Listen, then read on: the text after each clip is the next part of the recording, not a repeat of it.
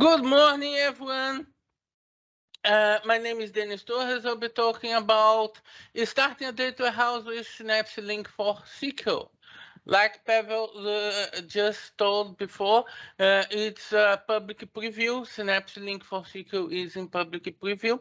The public preview was released during build. So this is me. I'm a data platform MVP trainer living in Malta, and you can see some of my links, LinkedIn, Twitter, Facebook. It will be a pleasure to stay in touch. Feel free to connect and stay in touch. So the agenda today, what's Synapse Link for SQL? How does it work with Azure SQL? How does it work with Azure VM? And how does it work with on-premise SQL? And it works slightly different when working with Azure SQL, Azure VM, or on-premise SQL. Let's see the difference. So what's Synapse Link for SQL? The idea of the Synapse Link for SQL is to make it easier to get the data from different data sources to Synapse, especially in this case, Synapse dedicated SQL pool. So it's like we could call it a replication system from SQL to Synapse. The idea is to get data easily and fast from SQL to Synapse.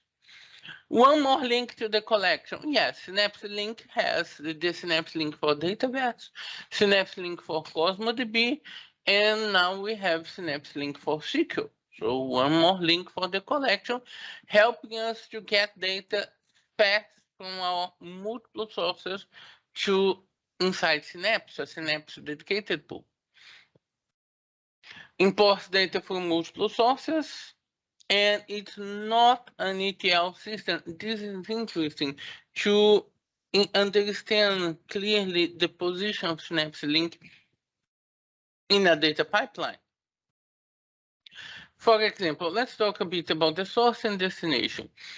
One scenario where Synapse Link can shine is when we have multiple data sources, many data sources. Where this could happen. If a company has many different branches, for example, and each branch has its own database located on the branch, so we would need to integrate all this data from the different branches. How many branches? 10, 20, more? I faced before a scenario like this with not a so powerful tool like Synapse Link. I remember that with old tools, this was very difficult to do. And now we have Azure Synapse Link for SQL to do this for us. The destination will be a dedicated pool. We can consider this a staging dedicated pool. Why we would consider this a staging dedicated pool? In a data pipeline scenario, in ETL scenario, the Synapse Link doesn't make the ETL. It just brings the data for us. So it's like if we are going to the source and using Synapse Link to bring in the data to a dedicated pool, but the data is not transformed yet. The data will arrive in the dedicated pool in the way it is. What benefit this gives to us? Well, all the transformations after that can run on the staging dedicated pool without putting any workload on the production system. So the transformations will not put any kind of workload on the production systems. The Synapse Link will bring the data, and the transformations will run over the staging dedicated pool. Besides that, this that I'm calling a staging dedicated pool, I'm mentioning it as a piece of an ETL process, a bigger ETL process. But this can be used as well for a centralizing reporting source, reporting database. You can take centralized reports from this staging dedicated pool where Synapse Link is putting out the data from many different data sources and again avoid workload over the production system. You will prevent many workloads to run on the production system and you will have this staging dedicated pool holding out the data of your multiple data sources. After that, following a regular ETL process, you would need to make transformations to reach a data warehouse. So you could use a Synapse Data Factory pipeline, for example, to get the data from the staging dedicated pool, transforms it to a data warehouse schema, and put this data inside a production dedicated pool. So you can have custom transformations. You can create many custom transformations to transform the original schema coming from the source database to a data warehouse schema in a production dedicated pool. Production in relation to a warehouse production dedicated pool. But this part is not part of Synapse Link. What Synapse Link does is to bring the data from multiple sources, many sources, and landing it in a staging dedicated pool where we can make use of it without adding more workload to the production. We'll prevent workloads over the production. So how does it work with Azure SQL? Synapse Link architecture, Synapse Link for SQL architecture is slightly different depending on the source. If the source is Azure SQL, it works in one way. If the source is on Azure VM, it works in a different way.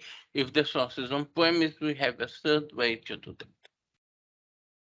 So, Synapse Link and Azure SQL. So we have here the Azure Synapse Analytics. We have our Azure SQL. So Azure Synapse Analytics will make the initial configuration of what's called a link connection.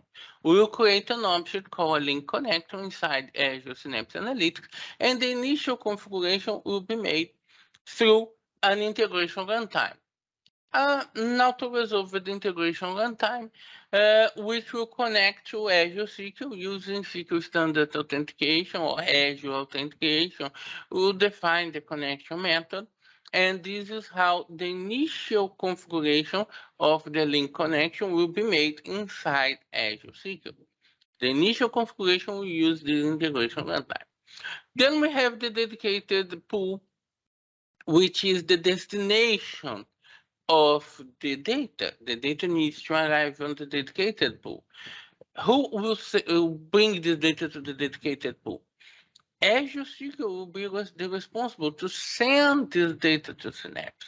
It's always the source which sends the data to Synapse.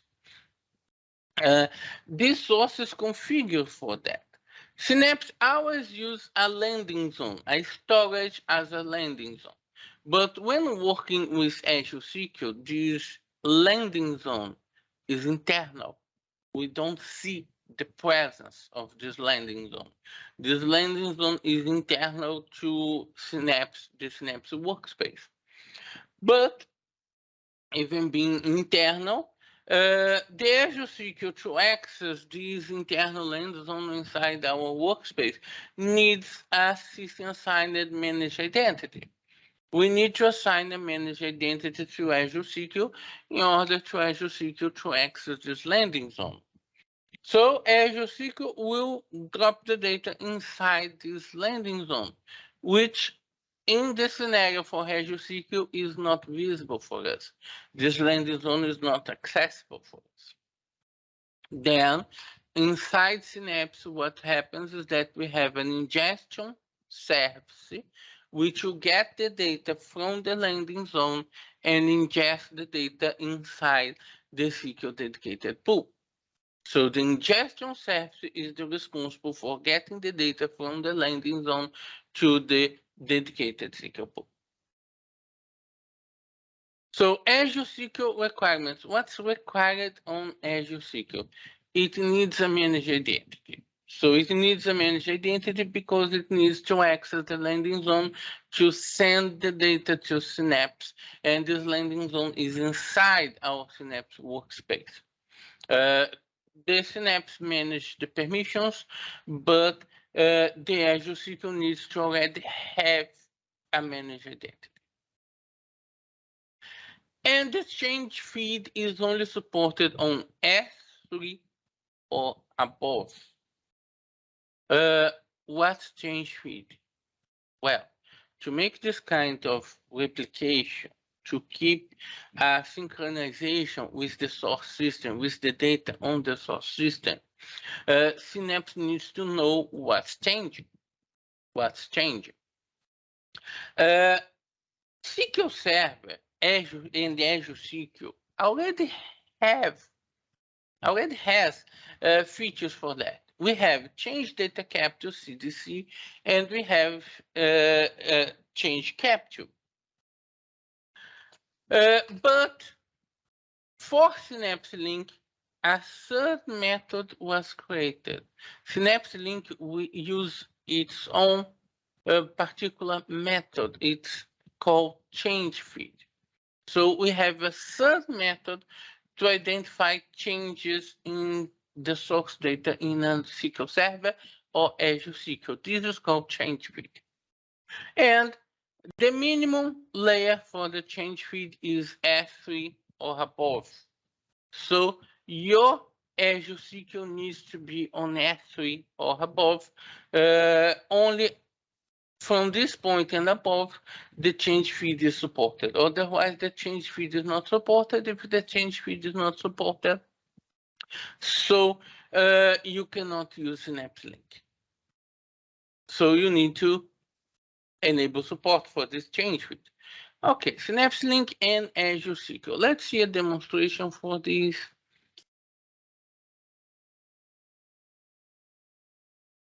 I have here a database in an Azure SQL database. This is created from the sample database AdventureWorks Legal,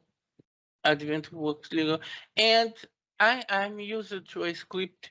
I published this script already in GitHub.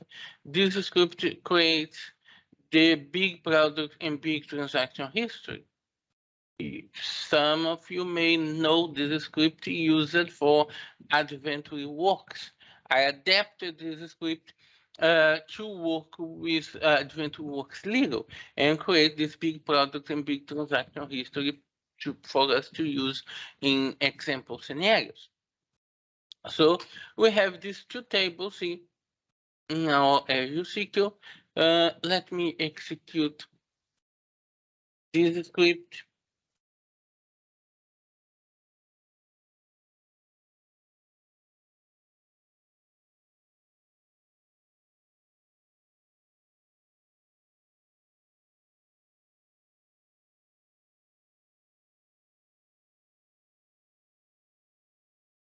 So we have 14,000 products, okay.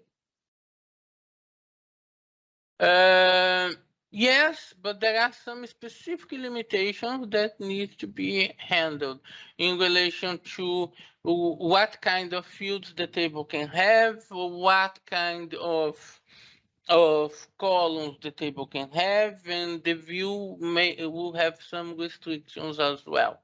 There are some specific restrictions in relation to the source.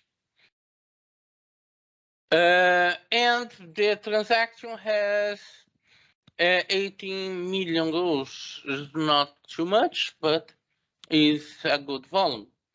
And a sum of the actual cost of the transactions, and we can use this to compare the result, the synchronization of the data.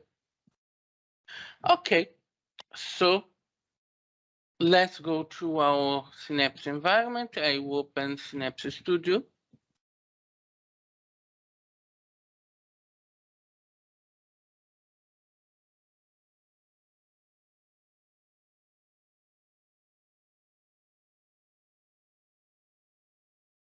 Okay, so here in integrate, I have an option to create a new link connection. So we'll establish a new link connection. And when I have this option to create a link connection, Synapse Link for SQL, I have the option to use a regular SQL database, SQL Server, which would be in a VM or on-premise, or I can use an Azure SQL database. So I will start with an Azure SQL database and create a new linked server service to connect to our Azure SQL database. Let's call this Azure SQL and then select my Azure SQL.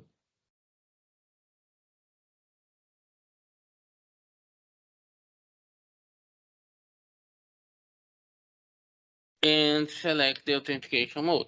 This is only a demonstration.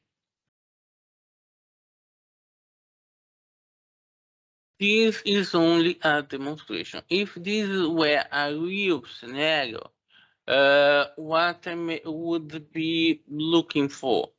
I would be looking for to use Azure authentication. I could use the service principal from Synapse, or I use a assigned and managed identity from Synapse to authenticate to Azure SQL. Or I could use Key Vault to store the password as well. This service is still in preview. Private link is not fully supported yet, but in the future, it would be a good idea to have the entire environment using private link. But this service is still in preview. Private link is not fully supported yet. So this would be details about the configuration for a real scenario. Later, I'll leave you with a link explaining all the details about networking of SQL environments in the Azure. So, test connection. So the connection to the linked service is okay.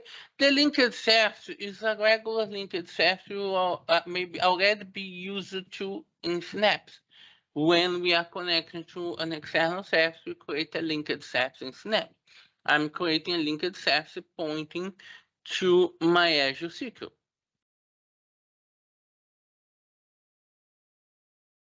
That's it. So it's reading my Azure SQL and identifying the information on my Azure SQL environment. So it brought me a list of tables. Some details on the tables are not supported. There are some columns which are not supported. There are column types which are not supported. There is a maximum row size supported in Synapse Link. The size of the row. Okay, and we can see the tables here, and I can choose the tables that I would like to bring to my Synapse environment. So I already created the linked service, and I'm going forward creating the link connection to my Azure SQL. Mind that when I created the link connection and my Azure SQL was identified, it immediately identified the managed identity which will be used by my Azure SQL to connect to Synapse, to bring data to the landing zone, like I illustrated on the PowerPoint before. So the Azure SQL needs to have a managed identity. If it doesn't have, it will be refused on these configuration steps. It needs to have a managed identity. Okay, so continue, and then I will specify the target pool, SQL link. So my data will go to the SQL link target pool. And I choose how I will make this configuration. Let's specify the name of the link connection. Let's call Azure SQL Link. And core count.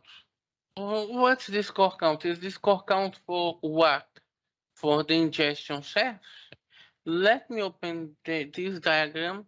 See, the system manager, the entity used by SQL to put the data in the internal storage on the workspace, and the ingestion service. This core count that I'm choosing now is for the ingestion service. What would be the core count for the ingestion service? Let's choose 4 cores. And when the public preview was released in build, this option was not available. It was always continuous integration. But now we have the option to make a batch integration. We can define intervals in minutes for the replication between the source and the dedicated pool. If we choose that, this will create a latency, but we will not be using a continuous integration from the source. So there is this option to use a batch integration in specific intervals. So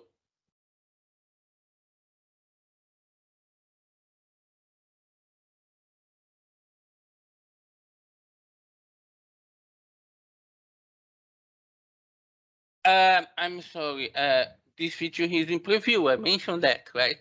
I faced some bug, this bug before. It appears it is happening now. When we select the continuous, the OK becomes disabled. It's some UI bug related to the choice of batch and continuous. Let me see if going back and then continue solves.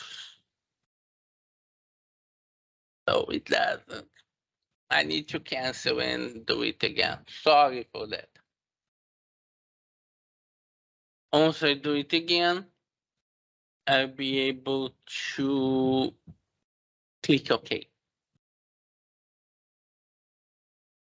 It's a preview feature. It's a small UI bug, not a big deal.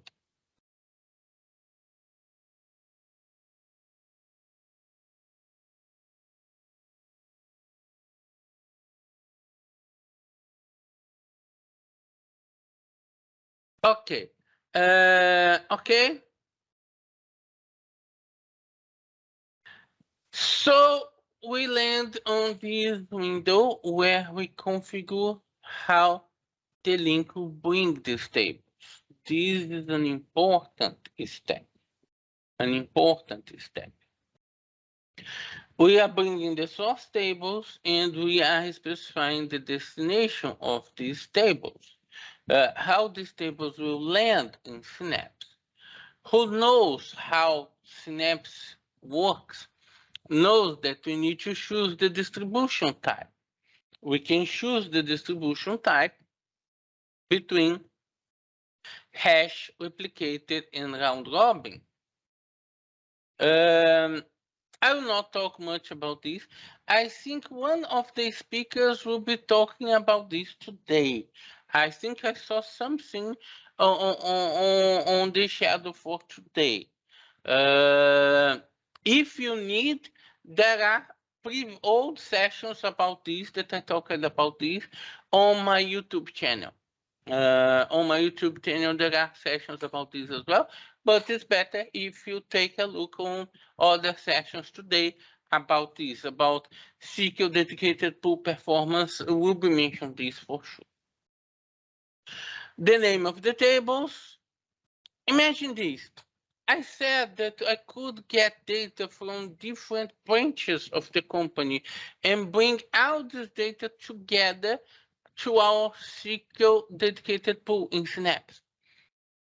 So if all the branches are using the same schema, how they would land in? They can't land in the same table.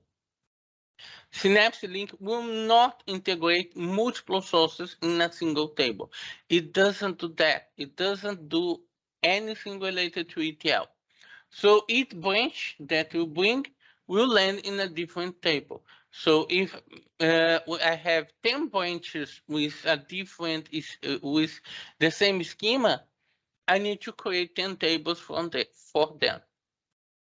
then it's my responsibility later to make the ETL. But the point for the Synapse Link is to bring the data out of production, and all the work that I need to do later will be out of production, will not put more workload in the production. We can also choose the structure, heap, column, store, index, or clustered index. I will choose column, store, index, although the tables are small. The tables are not big enough for a column store index, but let's leave the default. I can choose the schema, but Synapse Link will not create this schema. This is interesting. Synapse Link will not create this schema. If I choose a schema, this schema needs to already exist in the database. Otherwise, the link will generate an error. The link will create an error. Then here I have some options like transaction consistency across the tables and drop and recreate table on the target. This option is very important. To choose the option drop and recreate the table on the target. But I'm creating this for the first time. Why do I need to drop and recreate the table on the target? First, the start in a Synapse SQL Link really means start. We start and we don't stop it anymore. People from Microsoft, when I did this mistake during private preview, asked me, why do you want to stop this thing? Don't stop. Start and leave it running. You may need to pause if you would like to. Pause feature is available, but you don't stop.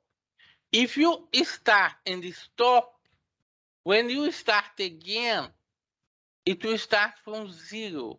It will drop your table and start from zero, or at least you try to drop your tables.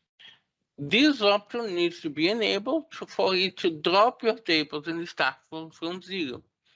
If you stop starting, this option is not enabled, what you get? An error. The tables already exist, you can't start again because the tables are already there. It will not continue from where it stopped, no.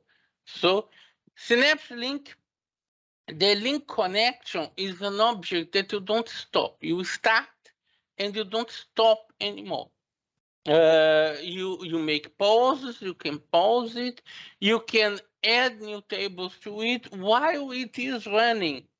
You can add tables to it while it's running. You can exclude tables from it while it is running, but you don't stop. You don't stop. And these changes that I just did, they require publishing. But when I click Start, it will offer to me to publish the changes and then start. It will advise me that I need to publish the changes and then start. And it will publish and start the link connection. The link connection is being configured. Synapse is sending the configuration of link connection to Azure SQL.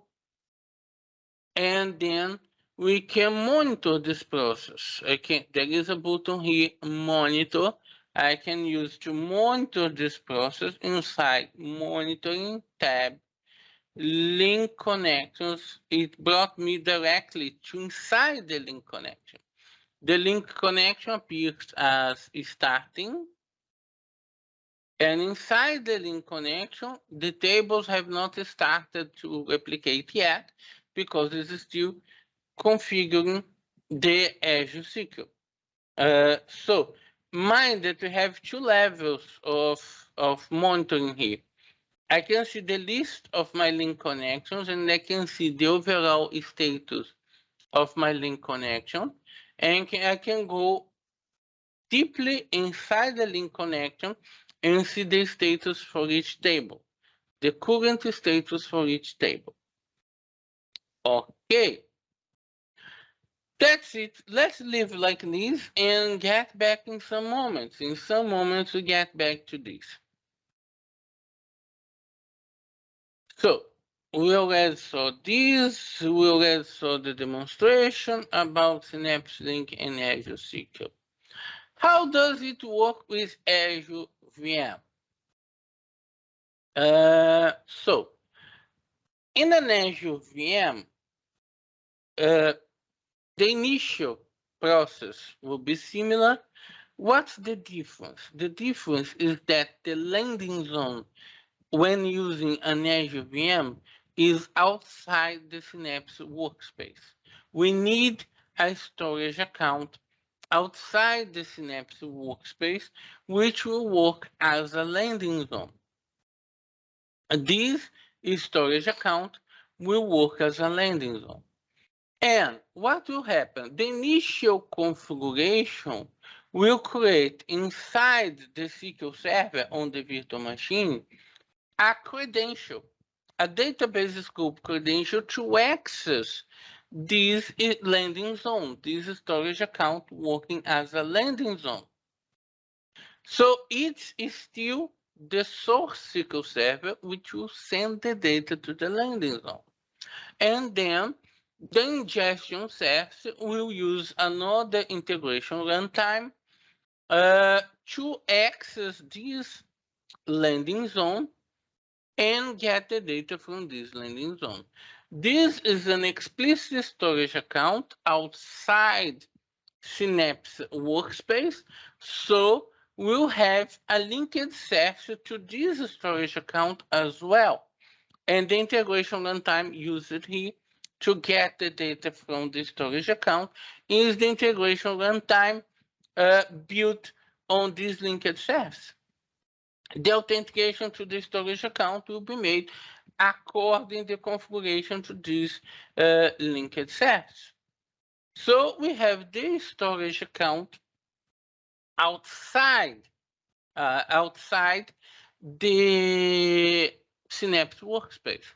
That's the main difference when working with an Azure SQL VM. This scenario works. But let me tell a secret. This scenario is a middle scenario between the Azure SQL scenario and the on-premise scenario. You have Azure SQL scenario and you have an on-premise scenario. This scenario is in the middle. I avoid some additional complications from an on-premise scenario, and it works. But according to the Synapse Link team, this scenario until this moment or until the last time I talked to the team is not fully supported. They support the Azure SQL scenario and the on-premise scenario, and they recommend use the same scenario for on-premise in Azure VMs, but you can simplify, and it works. You can make this scenario work with no problem. You can simplify. Okay, SQL Server Requirements. It needs to be SQL Server 2022.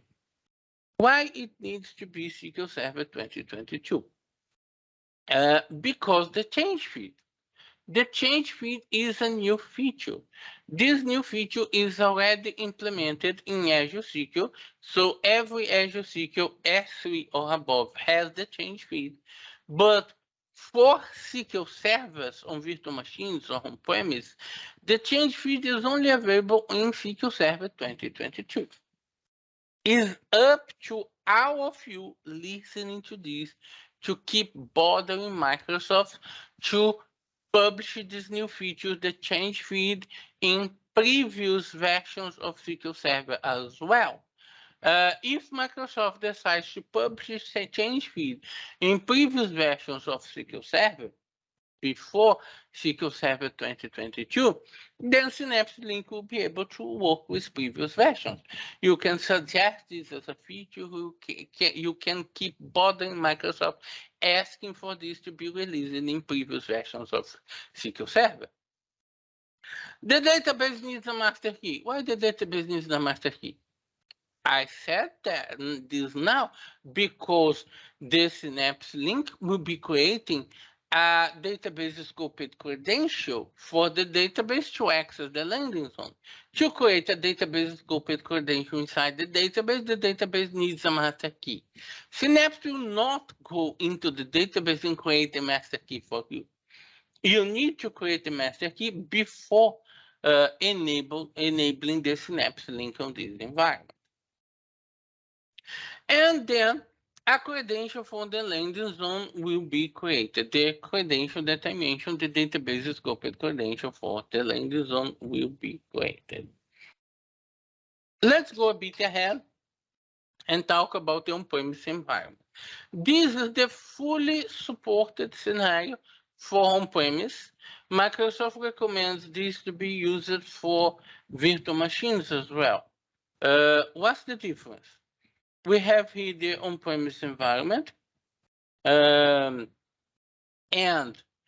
the idea is this scenario requires a self-hosted integration runtime because it's on-premise. The on-premise scenario uses a self-hosted integration runtime. And the fully supported scenario, even for virtual machines, in a scenario using a self-hosted integration runtime. The Synapse link for SQL with virtual machines works without the trouble to implement this guy. But this is not considered a fully supported scenario yet. We are talking about a preview feature. In my opinion, this will evolve. Then the integration runtime is used to synchronize configuration, the initial configuration, and any change of the configuration on the link connection. All the rest works the same. The SQL on-premise access a landing zone using a database scoped credential, and the ingestion service use an integration runtime for the linked service to get the data from the landing zone and insert in the dedicated pool. This is the fully supported scenario for other SQLs that are not Azure SQL database using a self-hosted integration runtime. But I tested and discovered that with virtual machines, when using virtual machines, you don't need the self-hosted integration runtime. You can make it work without the self-hosted integration runtime. But the position for Microsoft is this is not fully supported. Okay. So let's take a look. Just to let you know, Dennis, it's about 5 minutes left. Okay. Okay. So let's take a look here on the result from our Synapse link and Azure SQL configuration. So the tables are already replicating. There is a middle status that could appear here as snapshotting.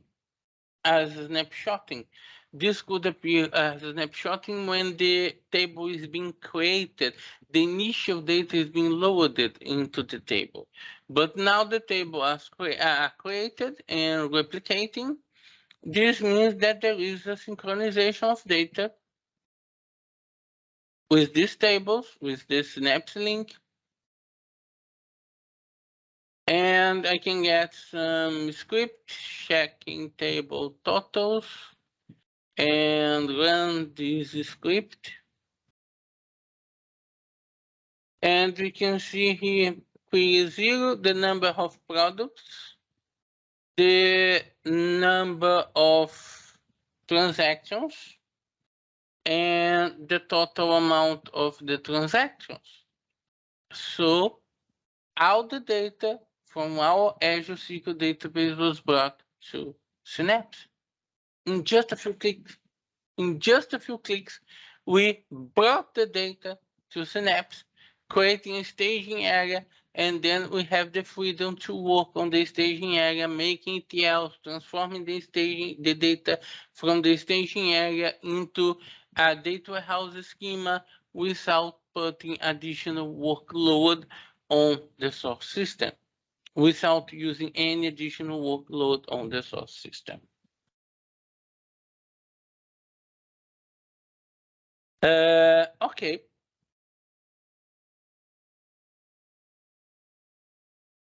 And I'll leave some links here. I have about 2 minutes to finish. I'll leave some links here. An article I wrote, a very detailed article I wrote about Synapse Link.